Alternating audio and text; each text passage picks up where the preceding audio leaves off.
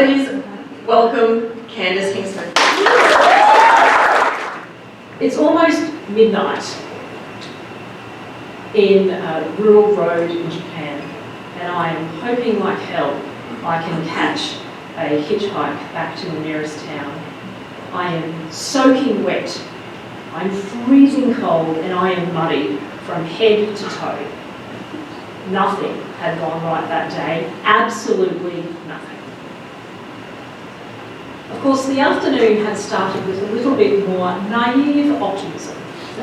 I was with a friend I was trying to impress, and that probably clouded my judgment just a smidge. I had great plans. I wanted to hike to the top of a mountain. I wanted to see the beautiful views. I wanted to see the forest. I wanted to show the sunset, and then come back for a traditional, authentic ramen and soak in the onsen. She was a little bit nervous about the hike, and I said, "Don't worry, I got this." You see, I had made a plan, and I had done the maths in my head. And if you know me in real life, you will know that is a giant red flag, because I can't plan anything. It's 4 p.m, and I know I've got a 90-minute hike to the top, 5:30, check. Enjoy the views for about an hour. Watch the sunset, 6:30. We will be back at the hotel, sipping our ramen broth by 8 o'clock. Right? What could go wrong? Well, you see, I'm a Brisbane girl. Brisbane, Southern Hemisphere, January, summer. Sunset's quite late. Logic checks out, right? But here I was holidaying in Japan in January. It's the Northern Hemisphere, and it's winter, I'm covered in my warm gear.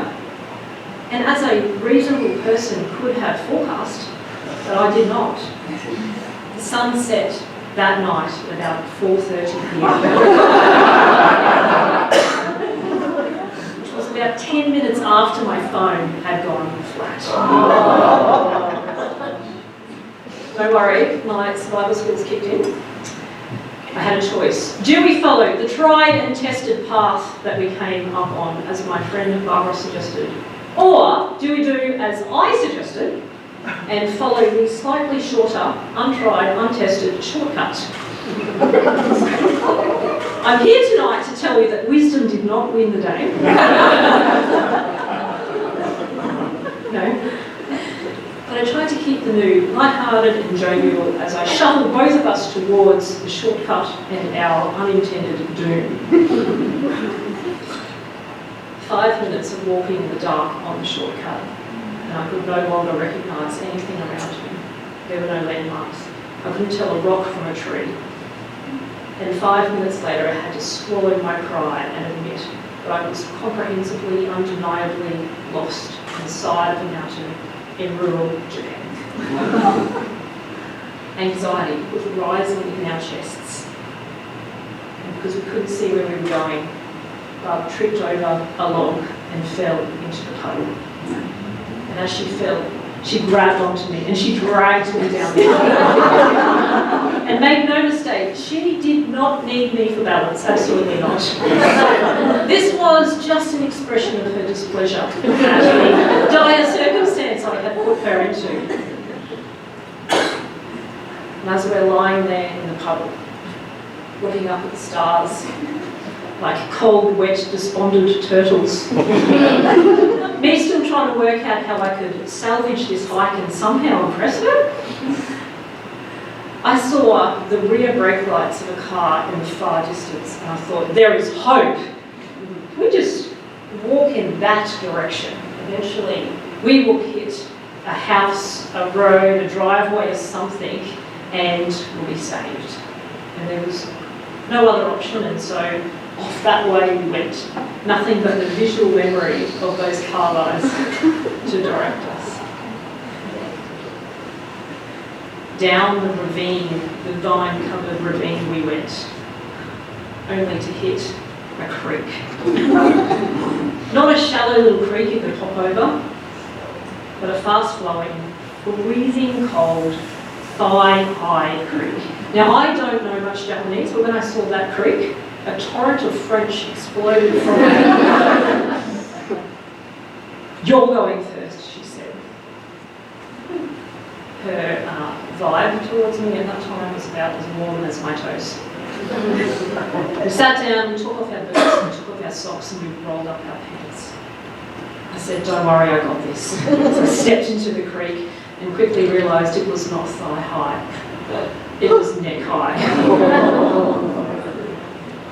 We made it across the creek, but we were soaking wet, we were muddy, and we were despondent. Still that way we went. Another half an hour of picking our way over rocks, boulders, fallen logs. My toes hit glorious bitumen. We were at the main road. Left or right, chose left. 2 hours we walked down the main road. Yeah, 2 hours. And then I saw the bus. I thought, yes. I flagged down the bus. I mustn't have looked like the most attractive passenger. I literally prized open the door, forced my way into the bus. I was wet and muddy. I had no money, I had no ticket. Just looked the bus driver in the eye, pointed in the direction of my hotel and said, "Go!" The terrified bus driver complied.